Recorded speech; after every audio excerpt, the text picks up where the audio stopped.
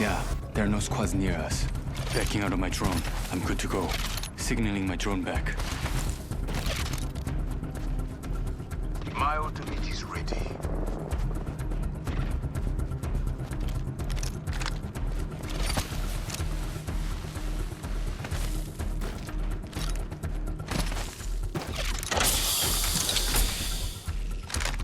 Peacekeeper weapon located. I see Havoc weapon here. I found a Mastiff here.